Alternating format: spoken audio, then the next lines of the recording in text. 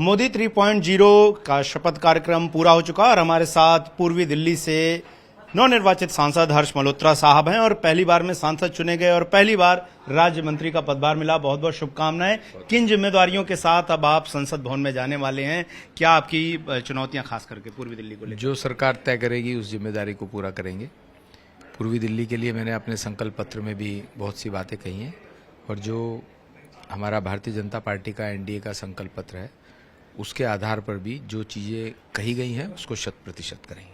पूर्वी दिल्ली को अगर हम देखें तो बाकी दिल्ली की तुलना में वहां पर विकास संबंधी कई समस्याएं हैं। ये आपको पूरी जानकारी नहीं है। पूर्वी दिल्ली में बहुत विकास हुआ है जी। चाहे वो निजामुद्दीन से लेकर के गाजीपुर का NH-24 हाईवे है मेरठ वाला।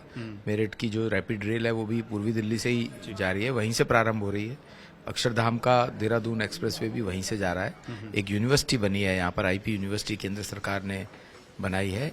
एक ESI का बड़ा अस्पताल यहाँ पर अगले 6 महीने में आ रहा है। बहुत विकास हुआ है पूरी दिल्ली में। कांग्रेस लगातार हमला कर रही है और वो कह रही है कि जो मैंडेट था वो मोदी सरकार के खिलाफ था, उसके बावजूद उन्होंने शपथ ली क्योंकि पूरा चुनाव जो है वो प्रधानमंत्री मोदी के चेहरे पर लड़ा गया और ऐसे में उन्हें शपथ नहीं लेनी चाहिए थी। इस पर क्या कहेंगे आप? पूरे चुनाव में आज तक ये तय नहीं कर पाए कि इंडी गठबंधन का नेता कौन होगा। एनडीए के रूप में चुनाव लड़ा है, बहुमत आया है।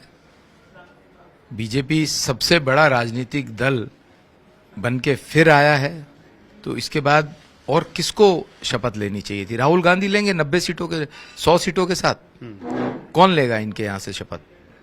तो इनको सोचना चाहिए ये क्या बोलते हैं। अब चुनाव खत्म हो गया है, अब ये राजनीति बंद करें, देश के विकास में योगदान करें। आखिरी में बस एक सवाल, अब चूंकि आप केंद्रीय मंत्री के तौर पर जिम्मेदारी संभालने जा रहे हैं, जम्मू कश्मीर में एक यात्रियों से भरी बस जो है वो वैष्णो देवी दर्शन के लिए जा रही थी और वहां पर एक दुर्भाग्यपूर्ण तरीके से आतंकी हमला हुआ और उसमें कई तीर्थयात्रियों की मौत हुई है। उस पर कांग्रेस सवाल खड़े कर रही है कि जम्मू कश्मीर को लेकर बहुत बातें करती थी लेकिन सब कुछ खोखला साबित हुआ और तमाम कांग्रेस के नेता हमला कर रहे हैं। इस पर आप क्या जवाब देना चाहेंगे उन्हें?